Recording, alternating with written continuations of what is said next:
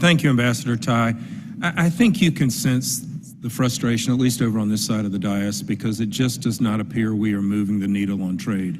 And I don't know you very well. You come very, very highly spoken of from members who worked with you previously. I personally think you're too nice a person to be in the job that you're in, because I think you're handicapped because of administrative folks that you have to report to, et cetera, that are handicapping you in your job. Negotiators are usually very, very tough and sometimes mean people. They aren't nice people like you are. And if you look at what's happened with us, we are absolutely handcuffing the United States because we worry more about green things. It's all the other distractions. We're in the Paris Climate Accord. We handcuff ourselves and we give China the ability to build 9 this past year, 27 more coal plants. And if you look at what we're doing to the United States, all we're doing is giving the open door for China. It's just a fact. We don't negotiate. We're talking about critical rare earth metals. We're fine to tear them up and get them from China where we're using slave labor, but we have them in our own country and we're not able to do that. It puts us absolutely at a disadvantage, and you're stuck, personally, I feel sorry for you, you're stuck in the middle of that. And so, let me get to just some of the other issues. It's just an absolute frustration because you just see this country swirling down the drain because we're just so distracted on so many other different issues that China doesn't give a damn about. And because they don't give a damn about, they are just swarming over the rest of the world with influence. Happy to hear that we're going to try to work on a Taiwan free trade agreement. That's absolutely necessary. I come from the second largest pork producing district in the country. It's a big deal. Pigs are a big deal for us. Pork is a big deal for us. But unfortunately with Taiwan, we've seen our exports decline 35%, 1/3 since 2021, in a time when Taiwan's imports of pork went up 15%. Can you help me understand that? Why has that happened? Why have we hurt our own pork producers in a time when Taiwan has been increasing their importation? So, Congressman, I can assure you that I know to be nice to members of the Ways and Means Committee, and I've never been faulted for being too nice. I also have too nice a smile. I also don't need you to feel sorry for me. So please don't do that. Yeah, I feel like you've been put in a tough spot personally because there's just been this administration above you has just shown no interest in trade. Okay, well, let me just take off the nice a little bit. I don't need your pity. I stand up for the American people, and when I speak, people listen because I represent the interests of the United States. Let me go to your specific question on what are your frustrations around our trade policy. Look, I'm hearing it from this entire side of the dais.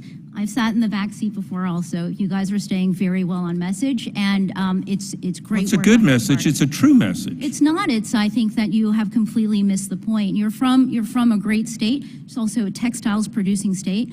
I think that that should inform a particular perspective in terms of where our trade policies have been strong for ag, but also where our trade policies have really bled out some of our critical industries. And I do consider textiles to be a critical industry. On rare earths, let me tell you a couple things here. Why are rare earths important? Rare earths are important because, especially now, they have significant applications in clean energy and clean technology industries. So that is actually part of the greening agenda.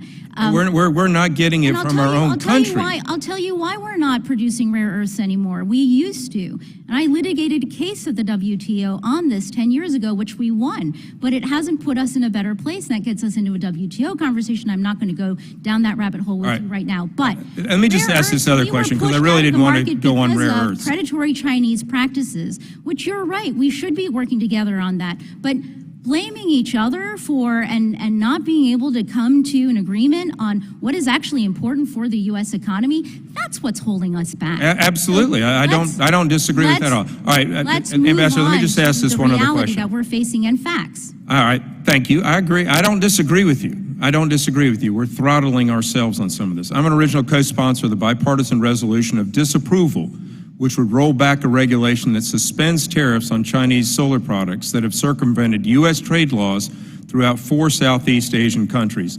And I hope the Biden administration will reverse the policy so Congress isn't forced to act to protect American jobs and keep subsidized Chinese products out. Can you explain the rationale behind the decision? Do I have grace from the chairman to go a little bit beyond time? Yes? Sure. Look, on the solar issue, I think we're in a real bind, and I think that this might be, let me see if you and I have common cause here as well. As with many other industries, about 20 years ago, we had a growing, innovative, strong solar industry here in the United States, which we lost. Absolutely.